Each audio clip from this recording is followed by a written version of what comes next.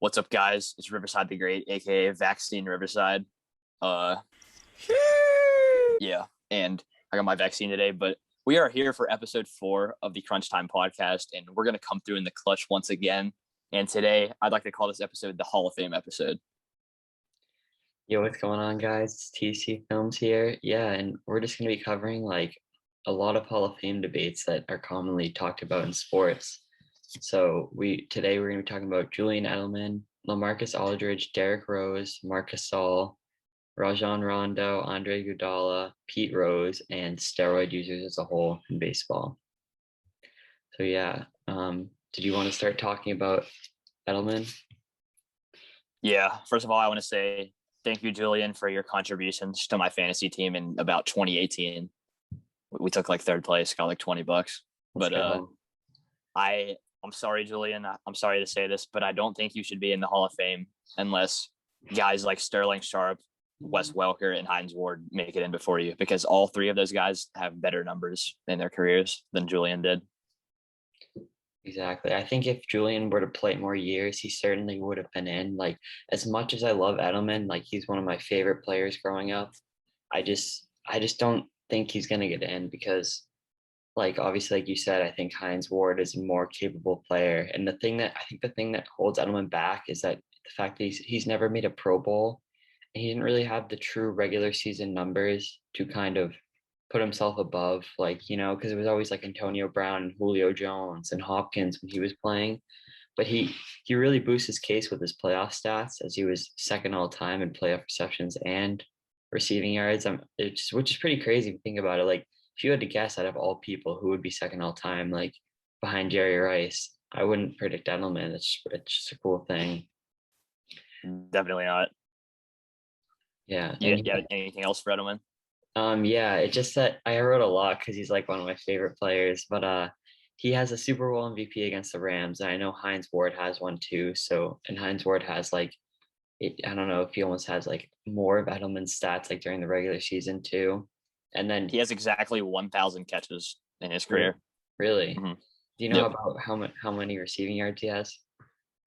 I don't know. If I had to guess, I'd say around 15,000. But okay, yeah, Edelman had like 7,000 just because he only had like 5 or 6 truly healthy seasons. But he was like, he has 3 Super Bowls too, which you can't discredit him. Which, I mean, I think he only played in 2 of them because the Falcons one, I think he was injured. But yeah, those reasons, I don't think he's going to make the Hall of Fame, even though it would be really cool. He's definitely going to make the Patriots Hall of Fame, but I don't know about the all-time Hall of Fame. But this is the last point I want to make about Edelman before we move on. You think they'll retire 11? I think they should. Yeah, they just because I don't know, he's just like a legend. I mean, I don't know if that's just because I've grown up with him, but I think he's just a legend for the Patriots, and that's what I was saying. Like, if you're a Patriots fan or you watch Patriots games, you knew how impactful and clutch like Julian Edelman was. Like, he was always there. He was there to make the winning play, and he was just like Tom Brady's security blanket, like always there for him. But yeah, my verdict is he's not in the Hall of Fame, unfortunately. Yeah, that sucks to say, but I guess we should move on to NBA now. Yeah, first up, who did you want to talk about? I say we continue the trend of newly retired players, and we hit up my guy LaMarcus Aldridge. All right. And I have something similar to Julian Edelman. I don't think that LaMarcus Aldridge will instantly make the Hall of Fame, but I think that any person who's made the All-Star game 7 times and has averaged over 20 points per game, like a lot of times, should make it into the Hall. Right. But I don't think he's an instant like Kobe, for example. Like, Kobe's going to make it the year he's eligible. Exactly. I don't think LaMarcus is going to be like that, but he still has a chance to get in down the road. Right. Did you see that? This is a random thing, but you see Michael Jordan's going to like announce Kobe into the Hall of Fame, which is pretty cool. I did see that. I was surprised that they didn't pick Shaq or like Rick Fox or something, but Jordan suits it well because Jordan's like the guy that he looked up to. Yeah, I mean, who doesn't look up to Jordan in basketball, honestly?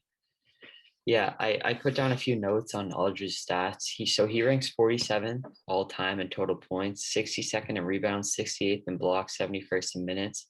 And on top of the 7 All-Star appearances you mentioned, he's had 5 All NBA teams, which in my opinion is a little more impressive than 7 All Stars and 3 top 10 MVP finishes. But I think the 5 All NBA teams is because that's like you're a top 3 player at your position, pretty much, is what that means to me, at least for 5 years.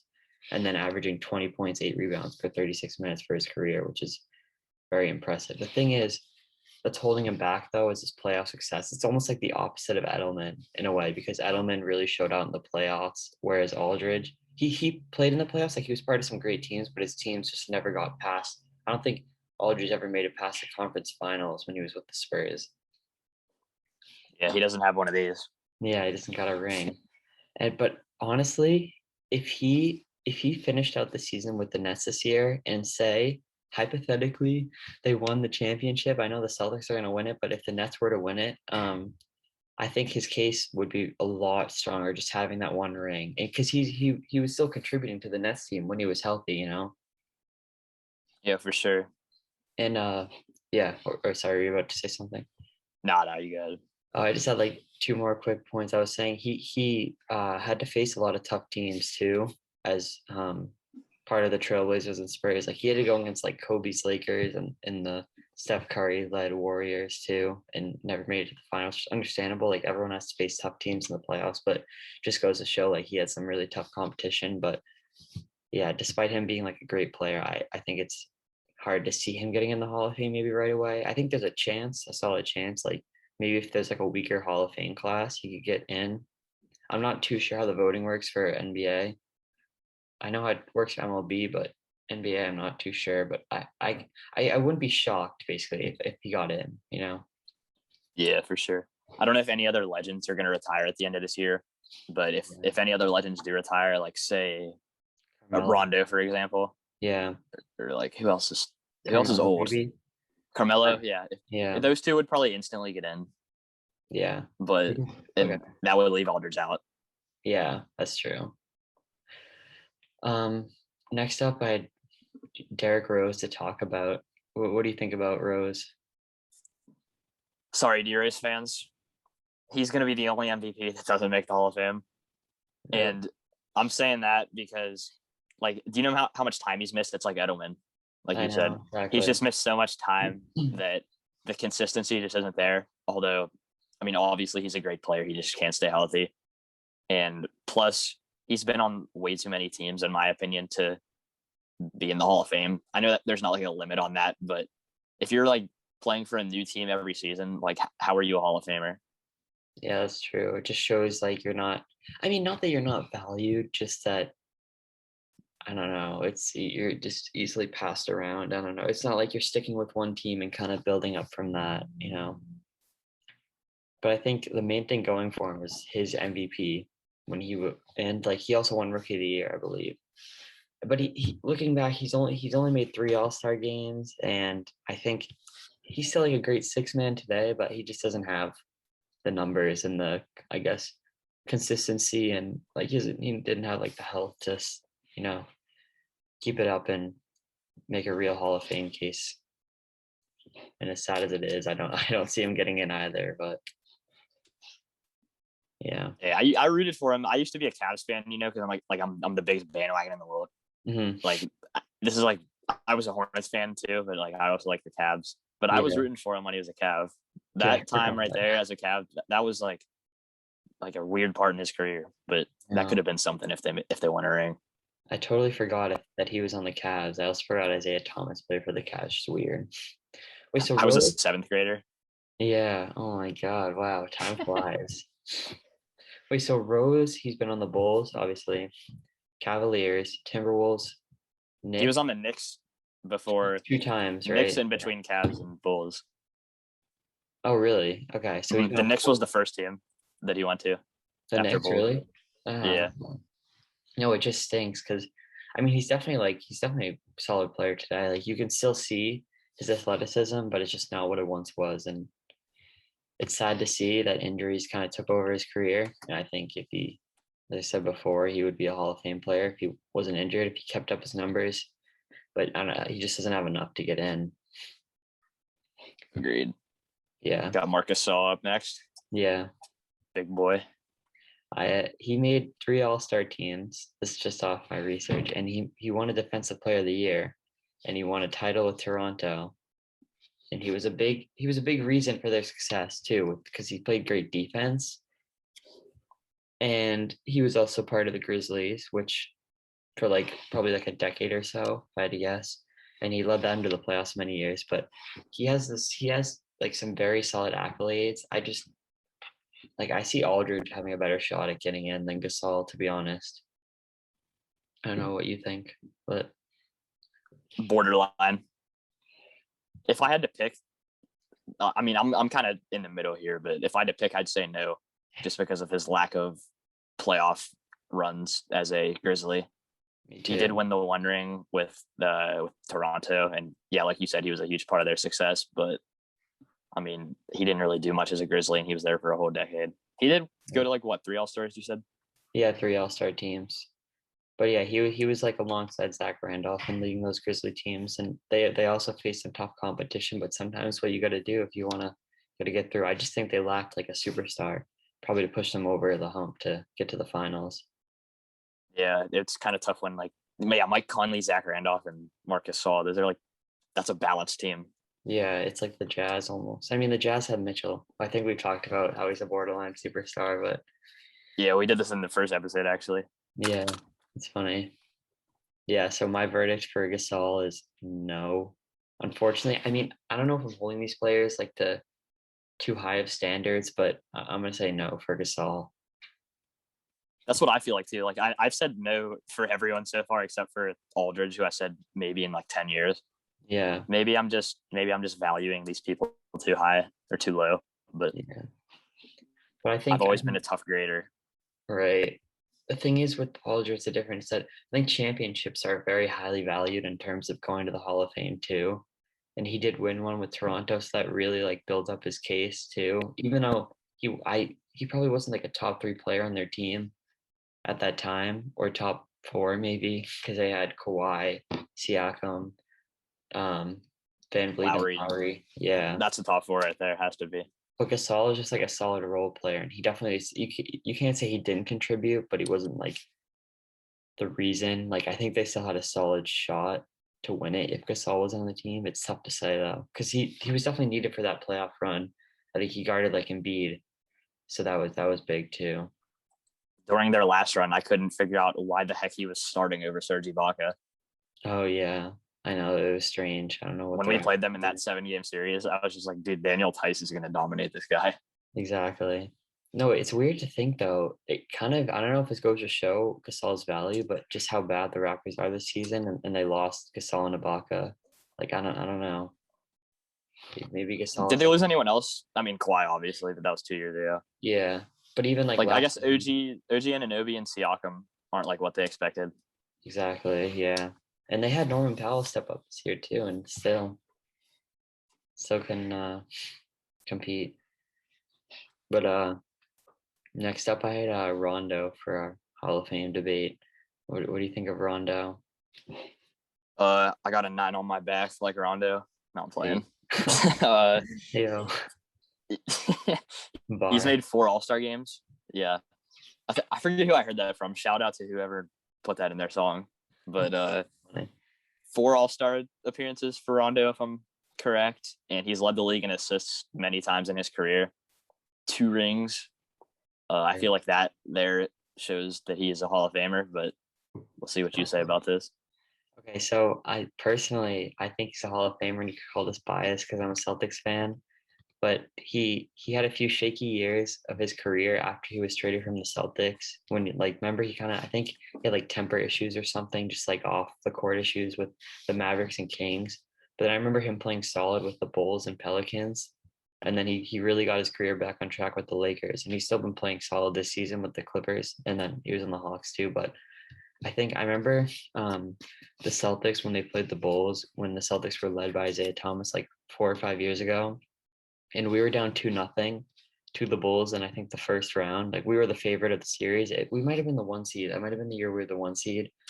And the Bulls went up 2-0, and then Rondo got injured. and we went on to win 4 straight. And I don't know if that's just like a momentum thing or if Rondo is just like, he's just like the player that always there, steps it up, like Edelman steps it up in the playoffs. And he's kind of like every team could use him. He's just a high IQ. Won't like take shots from other teammates, and we'll get teammates the ball. Just a great player to have on your team. He's probably the greatest playmaker I've seen play. Not even gonna lie. I agree. Him and Chris Paul are like, if there's like a tier list, they're like S tier up there. Like just raising the ceiling of their teams. Some of the stat lines that I've seen Rondo achieve, I saw one game. This was his final stat line: 10 points, 10 rebounds, and 24 assists. Yeah, it's just crazy. I can't see anyone else today getting that stat line besides maybe Draymond Green. That's true. Yeah, Draymond Green's a great playmaker. Yo, that's someone we should debate too, actually. Is Draymond Green a Hall of Famer? I don't know. If I had a little bit more time to look at the numbers, then I would make my decision. But yeah, me too. I don't know. I think he's made like 1 or 2 All-Star games, and then obviously his rings. I don't know. We can talk about his teammate here in a second. Oh yeah. No, I think in my opinion, Green has a pretty similar case to Rondo. I think Rondo is definitely a stronger case because of longevity, but who knows? But I think Rondo deserves or presents like a pretty good case to getting in the Hall of Fame, and I wouldn't be shocked to see him get in. Like, I think he's got a better shot than any of the guys we talked about today, to be honest. If I had to rank him, it'd be like Rondo, Aldridge, Gasol, and then Rose. But yeah, last up we got Andre Iguodala. You think he's a Hall of Famer? Eventually. I think he's eventually a Hall of Famer, but not as soon as he retires. Like, I don't think any of the guys that we talked about will be as soon as they retire besides Rondo. Right. But here's my thing. Every single player that has won Finals MVP has made the Hall of Fame except for one, and that's Cedric Maxwell of the Boston Celtics in the 80s. Oh, wow. That's but cool. I think that Iggy should just get in based off of that stat. Although I know I said D Rose isn't going to be, or he's going to be the only MVP that doesn't make the Hall, but Finals MVP is just obviously way more important than MVP. Exactly. And Rose never even made it to the finals, so Iggy could actually get there. I don't know how he got Finals MVP that series though. I think he was guarding LeBron, right? Is that right? Yeah. And they were like, let's replace our Finals MVP with freaking Kevin Durant. I know. No, Steph Curry should have won the year Iguodala won. No offense. Like, Iguodala was a big contributor with the defense, but you got to give it to Curry. Like, they would be nowhere without him. Like, you can tell, even this season, like, you can just tell how much he has to do just to keep them afloat at 500, like, right in the playoff race. It's crazy. You know what, though? Iguodala was a baller even before he joined Golden State. Like, he made all-star games on Philly and Denver, so I think that's what puts him over the edge. Because before he became a role player on a championship team, he was balling. Right. Yeah. That's what I had for some similar notes to you. I had like Finals MVP, one of the most impressive feats in the NBA. Sorry, there's like no and being a 3-time champion with the Warriors. And I guess he only made one All-Star team, I guess. So like I feel like he's always one of those players who's like kind of a fringe all-star, not even a fringe all-star, like a little below the all-star tier, but he was always just super solid. He's just very consistent, and he showed he can still contribute today with like the playoff run with the Heat last season, and I think he may not have like the accolades in terms of all-star or all-NBA appearances, but I think he's going to make it with his playoff success and contributions to multiple teams, Yep. I think always good to have a player like Iguodala on your championship team. Exactly. Like you can use like the 3-and-D type player. I mean, that's what he's kind of turned himself into at least. And also just a good locker room guy. But yeah, I think Iguodala and Rondo make the strongest case out of all the people we've talked about today. Yeah. If you're ready to transition to baseball, I am too. All right. I got one piece to say to open up the baseball conversation. All and right. This is the Kevin Newman versus Derek Jeter comparison. If Kevin Newman can do what he did in his first 2 years for 15 seasons, he will make the Hall of Fame. Wait, who's Kevin Newman? Just based off of this. He's the Pirates shortstop. Oh, the Pirates shortstop. I had a feeling. Based off of what Derek Jeter batted in his career and how many Gold Gloves he won, if Kevin Newman can do what he's doing for 15 years, he's going to make the Hall of Fame. That's like a big bet right there. Having to continue it for another 13 years. What is he? Has he already won a Gold Glove for the team? I'm pretty sure. Oh wow. I would have to double check that, but still, just look at the batting average, look at the amount of homers and RBIs he's had. It's around the same as Jeter for like a couple of Jeter's good seasons. You never know. It's just a shame he's on the Pirates. Yeah. Wow. So just I figured with Pete Rose just starting a little bit of background in case like no one knows. I think he got caught betting by Major League Baseball and he claims he bet on his own team. But yeah, it was I guess he had bet on a total of 52 games and after then we found this out he was banned from the league and never inducted into the Hall of Fame. So it's kind of just become a big debate in the baseball world about whether or not he should make the Hall of Fame. What do you think? What's your verdict? My opinion on this is that Pete Rose is a Hall of Famer, and here's why. Steroids give you an edge over your opponents, but betting on your team does not. Betting on your team doesn't have an output on the game, I guess. Whereas like if you're on steroids, you're gonna go up there and jack homers. But if you're betting on your team, you're not gonna instantly go up there and jack homers. You're gonna try to, but you know what I'm saying? So I think Pete Rose should make it in. He's one of my favorite players from the 70s. Exactly. I have a lot of his baseball cards and like they'll be worth a lot more money if he makes the Hall. So I'm rooting for the MLB to induct him. Yeah, no, I think he should definitely be in the Hall of Fame too. Just like if you're, I mean, who knows? I think that might be claims from Pete Rose himself about him betting on his own team. But think about it's not like he's throwing games to lose on purpose. Like he's betting to win. He's trying to make himself some extra money. It's not like. But an interesting point I came across that like the Black Sox scandal of 1919, where the 8 White Sox players were banned from the league for betting and throwing the World Series. Dude, I'm not even kidding. I was just about to talk about that. Really? No, you can go I remember ahead. learning about this in history. Really? That's funny. I learned about it in my baseball history course this year. So if you want to talk about that, I just had a quick point, but you can go ahead. What were you going to say? Basically what you said, those players bet against themselves and they were rewarded the money and the MLB found out and basically like, what did they do? Indefinitely suspend them or what? Yeah, they suspended they kicked him out. They banned him for the 8 players that were most involved with it were banned. Yeah, so if Pete Rose was doing that, then I would say no, you're not in the Hall of Fame. But since he was betting like on himself to win, I think he should still be in the Hall of Fame. Right, like Shoeless Joe Jackson, who's a clear Hall of Famer, just got banned from the league, and he faced a lot of backlash from the Black Sox scandal. Even though his case for being one of the 8 players was kind of fishy, because he had received, I think I remember learning about this, he had received money after the fact in an envelope, but he never he kind of kept it secret and didn't really disclose what it was for and kept claiming he wasn't part of it when it some of the signs point to him being part of it. But yeah, if he's banned for betting against, like you said, I think Pete Rose should deserve to be in because Rose is one of the best baseball players to walk the earth. I think if you have the all-time hit record and you're not in the Hall of Fame, it's just crazy to think he's only one of 2 players to hit over 4,000 hits, the other being Ty Cobb, which is just come on, how can you not, just for his pure skill, not let him in the Hall of Fame, And yeah, it just, I don't know. What's interesting though is that the idea of sports gambling too has become a lot more prominent in today's society. They're almost promoting it because it's just a way for the MLB to bring in more money, people to watch the games and stuff. And if this attention was being put on gambling back then, maybe Rose is a Hall of Famer today. I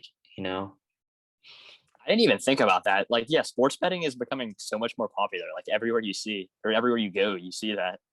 Exactly. So, it's weird for the players to bet on it, but it definitely is a little bit wrong for him to bet, but I don't think it's enough to keep him out of the Hall of Fame. It's just, I don't know.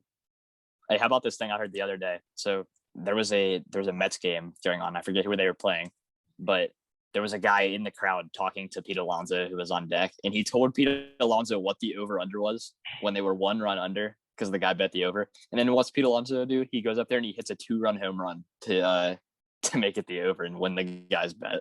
Pete Alonso's not making the Hall of Fame, bro. He's betting on his own team. He bet on his own. He bet on a guy in the crowd. See, that's the thing, though. It's like you can just laugh about that stuff now. I mean, I know he didn't actually bet, but just like, I don't know. I think it's a little absurd that P. Rose actually being kept out of the Hall of Fame. I guess like maybe it's like a reputation thing for the league where it's like kind of they don't want to receive a lot of backlash for letting someone like him in because it's like a betting's like a big like rule break if you do it in the MLB.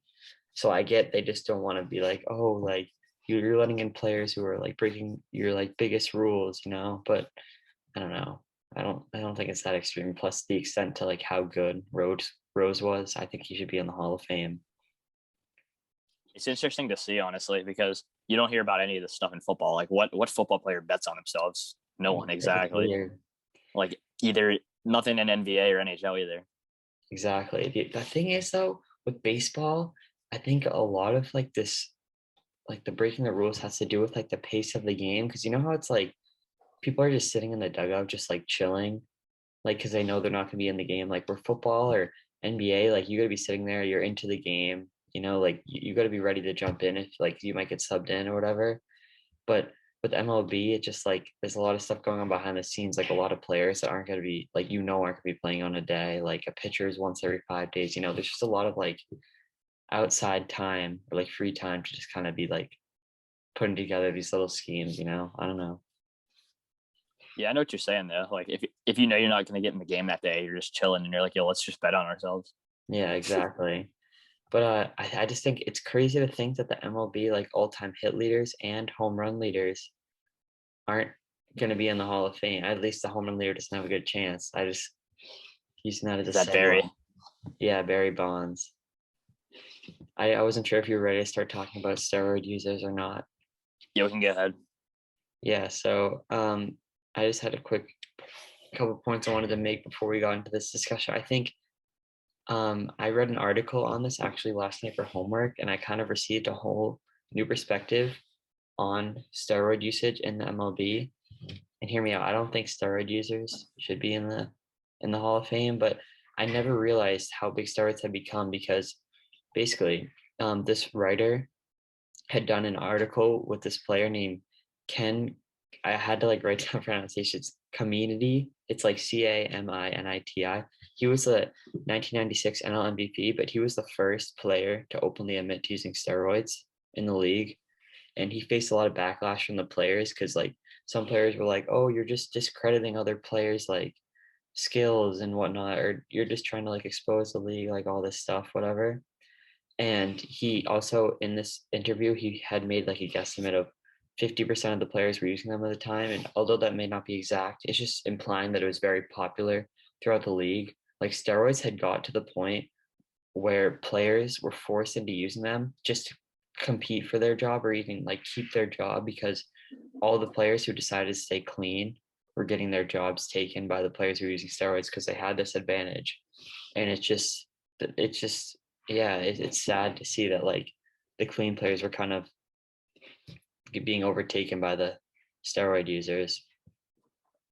Yeah, definitely. I'll give you, this is a funny story now. It was, you know, Starling Marte, right? Yeah.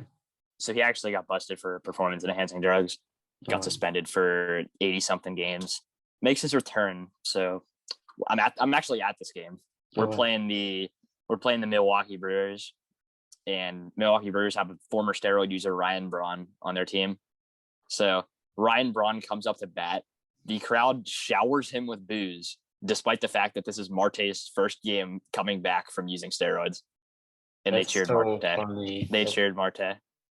That's so funny. You know, that just goes to show how it is at like games. So like they don't care. Like it's almost hypocritical. Like you love them. You love them if they're on your side, but yeah, it's so funny.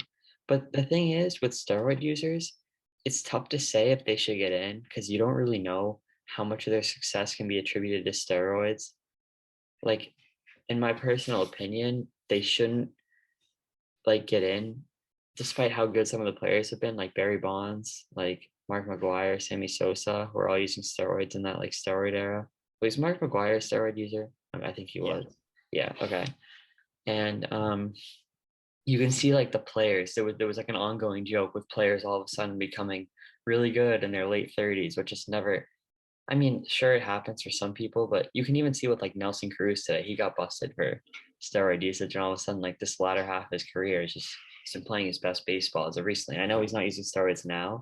It's just like sad, bro, because players were already like so good, like Bonds was already good enough, and like why do you need to do that to yourself? And I know that people kind of got swarmed in with just the era of steroids and kind of just almost like joining the wave where that league taking advantage of when the league didn't really care about it that much and didn't have the testing for it. But it's sad to see all those players using them. Yeah, I mainly talked about Bonds too. Like I know you briefly touched on him, but he was a beast on the Pirates. And looking at the accolades that he had while he was on the Pirates, he was actually a 2-time MVP. He won Rookie of the Year, and he had 3 Gold Gloves and 3 Silver Sluggers. I think that right there could honestly get you into the Hall of Fame. That this isn't even counting his stats as a Giant, which is when he started doing the roids. But I think that the way they should vote on this is you have to look at their stats before like they use the steroids and then induct them like that way. That's a good point. I just think it's like, oh, go ahead. Sorry. All right, my bad. In the NFL, like you get to choose what team you want to be inducted for. So like, for example, Brett Favre like chose to be a Packer, like when he got inducted into the Hall of Fame. Kevin Green chose to be a Steeler. But I think that Barry Bonds should be forced into choosing to have to go into the Hall of Fame as a Pirate because he cheated using steroids as a Giant, if that makes sense to you. No, yeah, that's an interesting point, actually. I think that's like what was I gonna say? I think it's a good point, but I don't know if it's like a reputation thing for the player getting in, it's like regardless of how well he was playing before steroids, it's just sort of like, oh, he's a steroid user. Like, so do you know if it was like a confirmed fact that it was once he started playing for the Giants when he started taking steroids? Like he never took them with the Pirates? Do you know? I don't think it's confirmed, but just look at the size of his body. Exactly. Like, same with McGuire. McGuire was this. He was this as as an athletic, and then this was him as a Cardinal, just bigger than my screen. Dude, it got to the point where players just started looking like bodybuilders, like Jose Canseco, and like those players were just like so massive. I was reading about some of the side effects though, like players would have helmets that wouldn't even fit their head anymore. Their tongues were all like puffy. They would like their skin was super watery, and then their like butts would hurt from like getting the shots from like the injections of steroids. And it's just, yeah, I think the thing is we should credit players like Hank Aaron, who like should be talked about a lot more. It's like in the all-time greats that had so much success without steroids, Yeah, like Babe Ruth. Exactly. I know Babe Ruth's a legend. He's just like such a funny guy, like a good character. I have another topic that we can talk about for if they should make the Hall of Fame or not. Okay, yeah, go ahead. People who get the Wuhan 19 vaccine. Oh my gosh. If you like say the players get the vaccine in the middle of the season and it makes them play better all of a sudden. Like this is my conspiracy theory. I think that's different because it's like something that the government, even the government's like recommending everyone does, No, but imagine like just like Jason Tatum just becomes like Zion or something after. No, but I think this is another random tangent, but with talking about Babe Ruth, I just think going back to his character, and this is way off topic from what we're talking about, but Babe Ruth was like the first time the MLB had really started like marketing itself too, because he was like their first real.